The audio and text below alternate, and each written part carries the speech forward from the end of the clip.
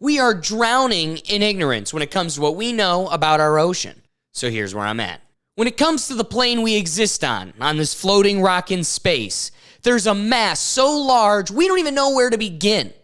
When it comes to what we know about this Earth, about this planet, 71% of this Earth is covered in water, is our ocean. The ocean makes up 71%. Of that 71%, we have discovered and have documented 5% of it. The volume of water that makes up our ocean is approximated at 1.3 billion cubic kilometers. If that's too much for your puny brain to comprehend, think of it like this. That's like filling up one cube, where one edge of that cube is 1,000 kilometers. If that's too large for your puny brain to comprehend, well, you're out of luck, because that's really the only analogy I got for you.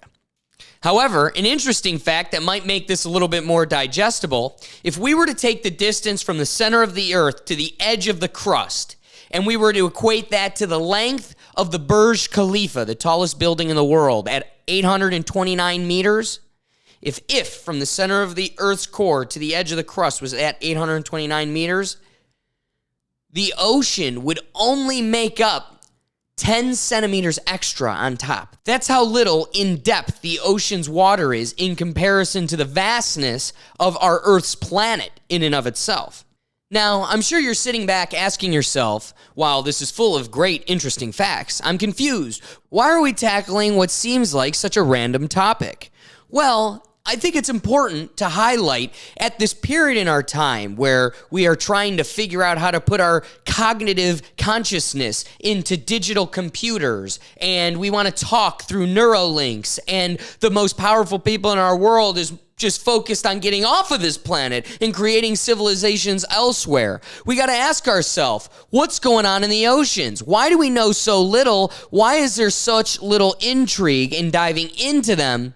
And simply put, if I were to take a room and have the lights off and then give you a flashlight and tell you to discover what's inside the room, and we come to find out that you've only discovered 30% of that total room, how could you say you know anything about this room or what it is to live in this room and exist on this plane? There seems to be so many mysteries of this existence, we simply ignore them.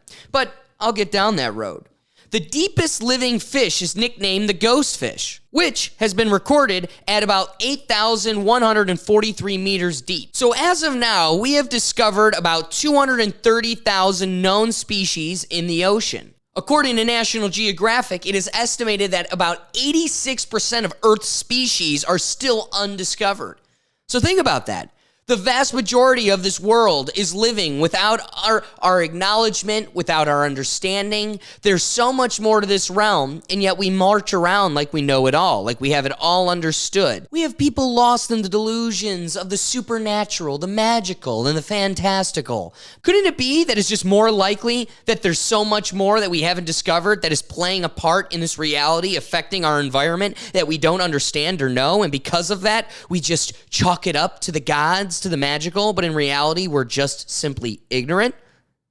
I mean, I hope I didn't scare you about how many species we don't know yet, but how about this one? If you were to take 1 milliliter of salt water, it is calculated that that single milliliter of ocean water can contain up to 1 million bacteria and can contain well over 10 million viruses.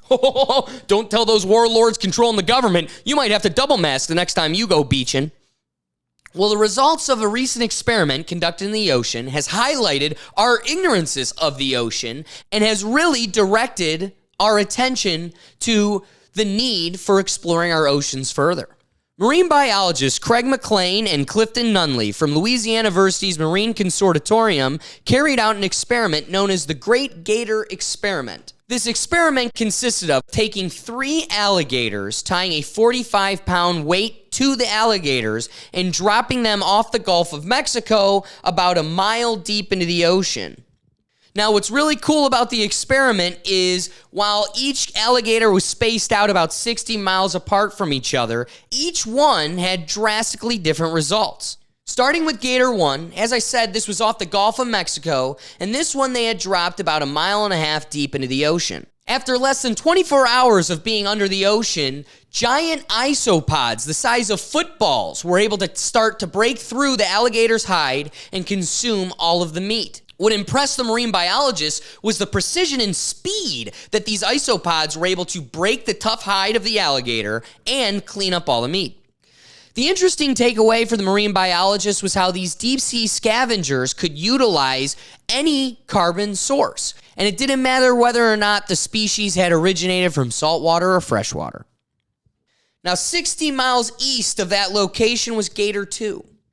Gator 2 had rested on the seafloor for about 1.5 months. After checking back up on Gator 2, all of the tissue was consumed. Nothing but the bones were left over, and there were a few lingering scavenger fish looking for any bit of tissue left over, but at that point, it was all gone. While all the soft tissue was gone, still lingering on the bones was a small little bugger. On the skeleton, they discovered a new species called zombie worms or ossidocs. These worms are a flagship to the many species lingering around, just moseying about, that we have no idea even exist or their function in this ecosystem. Plus, I want to remind you that this discovery of the zombie worm was only 1 mile deep into our ocean, whereas the deepest known discovered fish, the ghost fish, is found 8,000 meters deep. So who knows what's where? It goes to highlight how ignorant we are to what's in front of our face, let alone lurking in the depths that we have no ability to see. Now I take you 60 miles east of that to Gator 3. After only 8 days of lying at the bottom of the ocean, our marine biologists go to investigate Gator 3 to find a bucket lid that they used as a flag tied to a string, and at its base where the gator would have been, nothing but a blank imprint of where the gator's body had originally lied.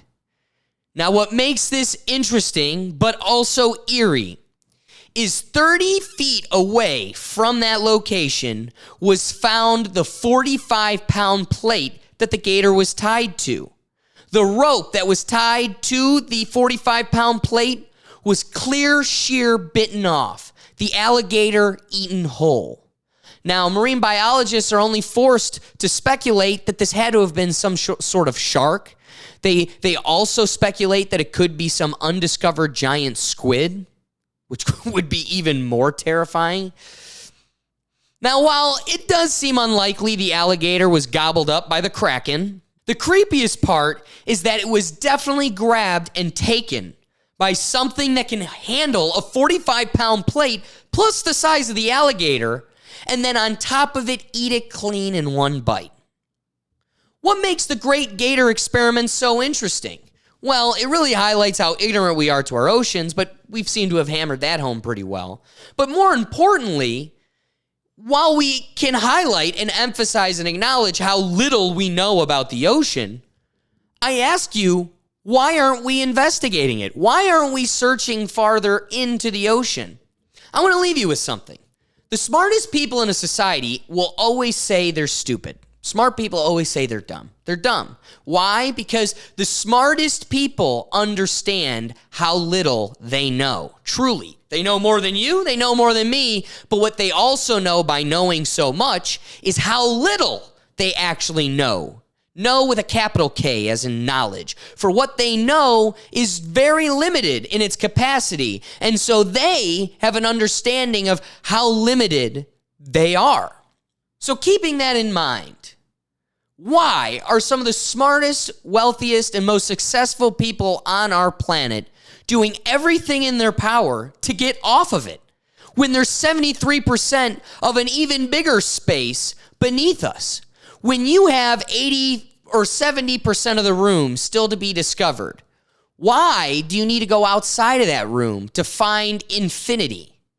Why do you need to go to another planet where there seems to be no water and create a whole new civilization?